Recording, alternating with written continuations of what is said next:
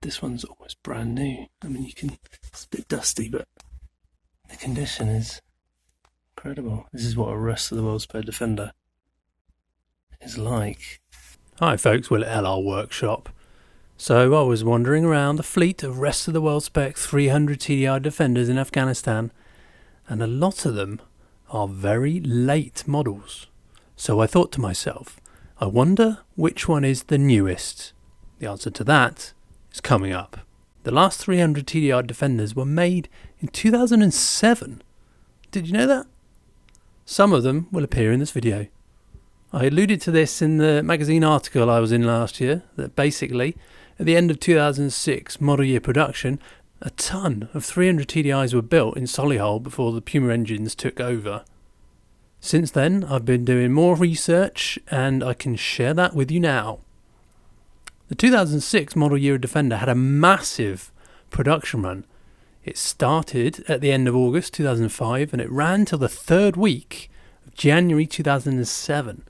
In total, 24,835 Defenders were built in that model year, of which 5,576 were 300 TDIs. That's about 22%. 300 TDIs.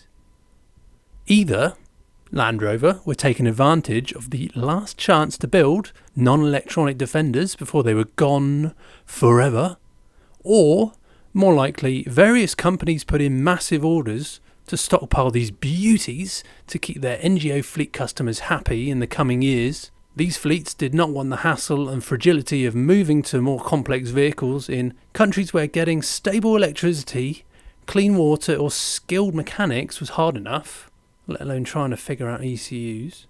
I've kept some magazine adverts from 2009 and 10 that show who had these stockpiled Defenders. This is an advert from February 2009. Look at that. New left-hand drive, 15,250, 13,750 for a hardtop. That's incredible. Fast forward to June 2009, 20 left. Hardtops are gone, 15,250 for a station wagon. Neen Overland were also getting in on the action. Look at that, ski vehicle. By the time we got to December 2009, Withams had all gone. Foley's around this time. January 2010, they had some left. 18,500 in February. Foley's now in March. 18,950, price is going up. May 2010, 19,995. It's going up month by month pretty much.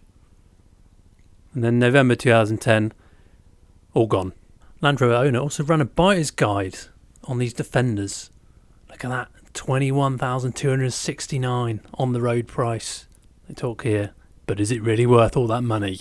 I would say so, absolutely worth that money. They talk a bit here about you could spend 9,000 on a 300 TDI station wagon and you could convert it and you could easily spend 10,000 or more, so why not just buy the thing in the first place? If there was one available out for 21,269, I would max out the credit cards and savings and buy it. These stored vehicles would slowly whittle away until the last ones were sold around 2013 for about £36,000 with delivery miles. If you'd have bought one in 2009 and kept it for 4 years, you would have doubled your money. That was the demand on these Defenders. So this is the chart of what happened at the factory in the last stages of production. Yes. So I know it's a graph, but I think it tells an interesting story, so bear with me. This is the production volume of Defenders from October 2006 until February 2007, showing the proportion of production by engine type. Solihull was churning out about 100 Defenders a day, less on Fridays, and the end of November signalled a massive ramping up of 300 TDI production. About 2,000 vehicles were made in this 2-month period alone. Following the end of the 300 TDI, you can see the gradual ramping up of Puma production following a brief hiatus. The last 300 TDI was a right-hand drive 110 station wagon that went to Kenya. This is its VIN number. I'm not entirely sure on the exact build date, but the second to last 300 TDI Defender was built on the 21st of January 2007. So, considering there were only 4 or so built on that day, it was probably built along with those on the same day. Most of these vehicles built in the last few days of 300 TDI production went to the Hungarian and Czech militaries, so not into storage as many of the others would in those last few months of production. It was an interesting time at Solihull. You can see there were 3 different engine Defenders being built at the same time. In case you're curious, the last TD5 was built on the 10th of January 2007 as a left-hand drive 110 station wagon. Probably white, but I'm not exactly sure. And the first Puma was built on the 9th of May 2006, which was a right-hand drive 90s station wagon in Java Black. Yes, the first Puma was built about 8 months before production actually started, and there were about 100 of them built in that period before the end of January 2007. So, with this information, I can find out from the chassis VINs of this fleet how far from the last 300 TDI Defender they actually are. I set myself the lunchtime challenge of finding out. I mean, what else are you going to do in Afghanistan? You can't go out anywhere. This one, for example, is the 1200th and 46th last 300 TDI Defender, built on the 12th of December 2006. Quite a way off from the last Defender, so let's try again. I fell in love with this beauty the moment I saw it, but alas, it's only the 949th last 300 TDI Defender, built on the 15th of December 2006. Be gone from my sight. This one's the 929th last 300 TDI rest of World Defender. Dead battery. Smells like a Land Rover. Also, this one was built on the 15th of December 2006.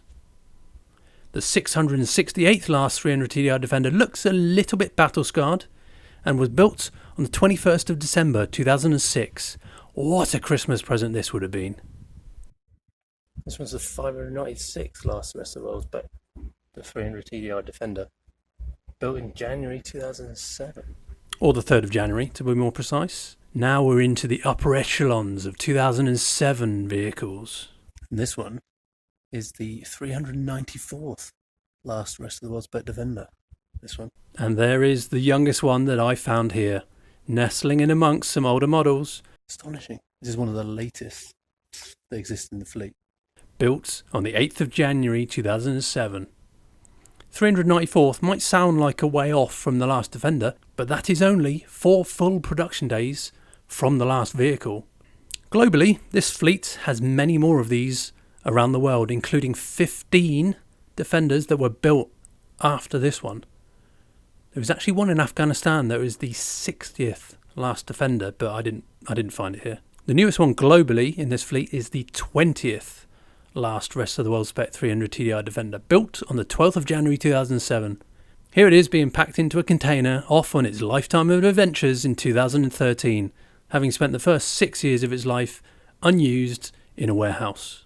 But wait, let's roll back to that penultimate one I found, the 596th. This one's been sat.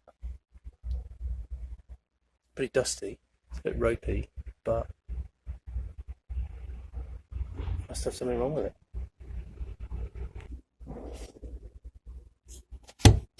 It was unlocked, so I took a look inside. This one's almost brand new. I mean, it's a bit dusty, but the condition is incredible. This is what a rest of the world's spare Defender is like. Can you imagine buying a 300 TDI in this condition?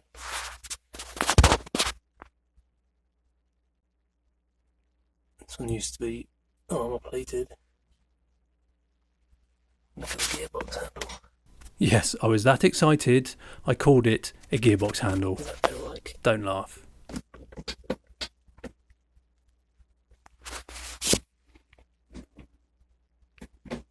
That feels tight. That is tight. It smells like a new car. That's the weird thing. Look, got a roll cage.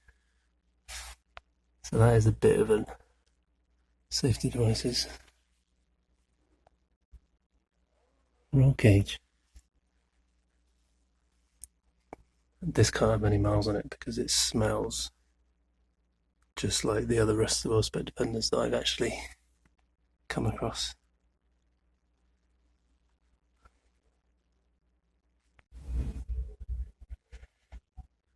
Can't understand why it's been parked up. It's just left in this state. It's going to help us bring us on because this was originally armour plated. I've since found out that this Defender has 4,087 kilometres on the clock. I'll say that again. 4,087 kilometres.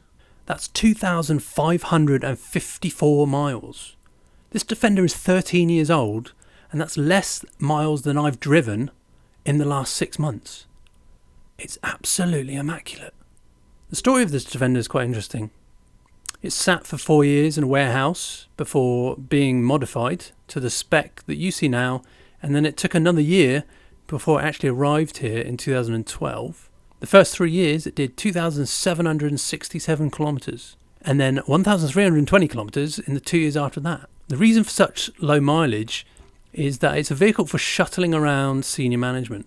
It's technically not capable of being an ambulance like the other vehicles in this fleet, and it has a kind of a bit of a roll cage unlike the others, and it does have some armouring, but it's been sat here for the last 3 years because the security situation in Afghanistan is deteriorated to the extent that the management don't travel in soft-skin vehicles anymore, so it's just left without a role. It can't do the role of the other vehicles. Senior management don't want to use it. It's just sat here.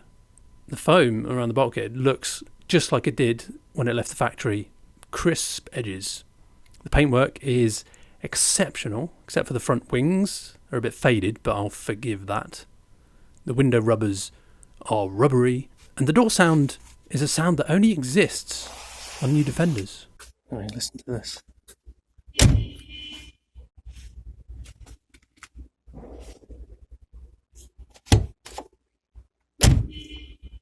The chassis has the original paintwork and it's entirely rust-free thanks to this climate. Knowing what I know now about this vehicle, I would have paid somebody for the opportunity to pressure wash that chassis. Call me sad, but that is a crime that is sat with that much mud on that immaculate chassis for 3 years. That's how I think about Defenders these days. I did travel in one newer than this once. I hitched a lift with some guys who'd just arrived in Ghana to work for their dad's company, and he'd bought them a brand new 300 TDI Rest of the World spec Defender. That one had 3,200 kilometres on the clock, but that was 12 years ago. This one has got to be the newest 300 TDI Defender left in existence in 2020. Your definition of new might say 13 years old isn't new, but in relative terms, considering there are no delivery miles vehicles left that you might consider to be brand new, I would say that this is the newest in terms of condition and use. Leave a comment below, please, if you know otherwise. So where are all these last 300 TDIs? They're scattered all around the world. You'll hardly find any in Europe. I'm aware of about 30 or so that have been registered in the UK, but you'll find these 300 TDIs soldering on in the deepest, darkest parts of Africa, Asia and Latin America. Here's one on Street View in Accra in Ghana. Here's one I saw in Kathmandu Airport car park. Here's one I saw at a roadblock in Malawi. Did you see the state of that? I want it. A fair few of these Defenders were branded as Kalahari Defenders and sold in South Africa. They're quite sought after now and they hold their value quite well. It's quite odd to see a picture of a brand new 300 TDI Defender sat in a dealership. This hasn't been seen in the UK for 22 years. Some Rest of the World spec 300 TDIs are actually in North America on galvanised chassis, but that was all part of a scam that was running in 2010 and 11 by a British business. The owner is now behind bars. Many of these Defenders have already run their useful lives and have since gone to the scrap man in the sky. A lot of them ended in unfortunate circumstances due to the nature of where they were operating. This one arrived in Ghana in June 2003, and this is a photo I took of it a month later.